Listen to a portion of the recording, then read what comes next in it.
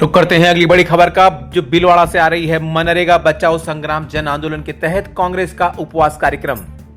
आज जिला कांग्रेस कमेटी देहात के जिलाध्यक्ष रामलाल जाट के नेतृत्व में कंट्रोल रूम के बाहर डॉक्टर बी.आर. अम्बेडकर सर्किल पर एक दिवसीय उपवास कार्यक्रम आयोजित हुआ। कार्यक्रम में जिले के वरिष्ठ नेताओं, पदाधिकारियों, कार्यकर्ताओं ने सामूहिक एक दिवसीय उपवास रखकर केंद्र सरकार के इस कदम का विरोध जताया।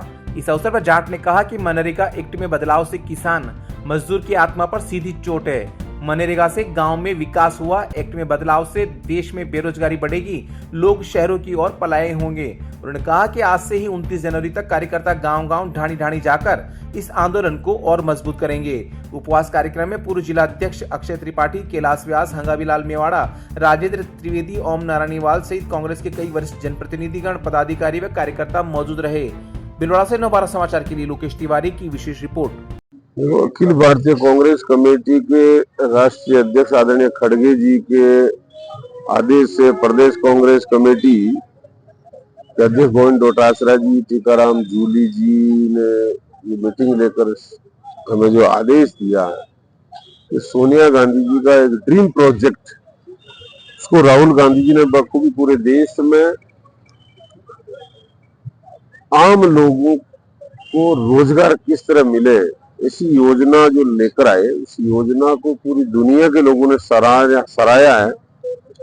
उसमें जो बदलाव किए, तो मुख्य बदलावों से जो आम लोगों का अधिकार छीना जा रहा है। नंबर एक, जो पहले सरकार के सामने गरीब मजदूर किसान अपने काम के हक के लिए फॉर्म भर के काम मांगने का अधिकार रखता था, उसको खत्म कर दिया इन्होंने। नंबर दो, कौन सा काम होगा, ग्राम पंचायत के माध्यम से ग्राम सभा के लोग तय करते थे कि हमारी अमुक पंचायत में अमुक काम होगा, उस अधिकार को खत्म कर दिया। अब सरकार सीधे ही बड़े जैसी उसकी इच्छा होगी उस तरह काम दिया जाएगा। नंबर तीन, पहले ही अधिकार किसानों को फसल के समय अलग अलग टाइम पे अलग अलग फसल का समय होता है। इन्होंने पता नहीं किन लोगों ने इनको राय दी, ग्राम सभा जब चाहती थी कि काम बंद हो तब बंद होता था, फसल काटने का समय तो बंद होता था, लेकिन इन्होंने 2 महीने बिल्कुल ब्लैकआउट कर दिया। अब कौन से महीने होंगे, उसमें फसल आ रही कि नहीं आ रही, तो किसान को भी तकलीफ कर दी।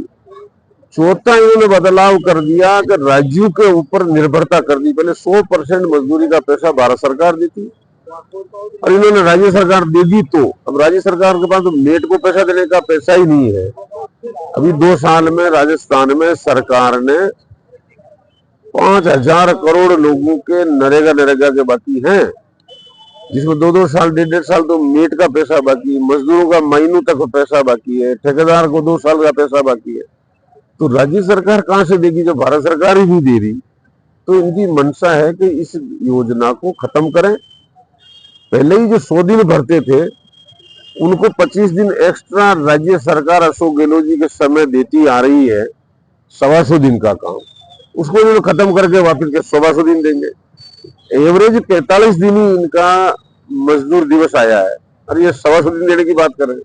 कुल मिला के भारतीय जनता पार्टी का ये मानना है कि इस योजना को बंद करें, गरीब मजदूर किसान को केवल अफीम के नशे की तरह उसकी बेरोजगारी, महंगाई से ध्यान भटका कर किस तरह लोग गुमराह हो और इन चीजों से भूल जाए, तो हम उद्योगपति पूंजीपतियों को फायदा दे सके। इसलिए आज एक दिन का सांकेतिक उपवास कांग्रेस के आदेश से जिला कांग्रेस देहात भीलवाड़ा तमाम साथियों को लेकर उपवास के रूप में बैठी हुई है अम्बेडकर जी के सर्किल पर।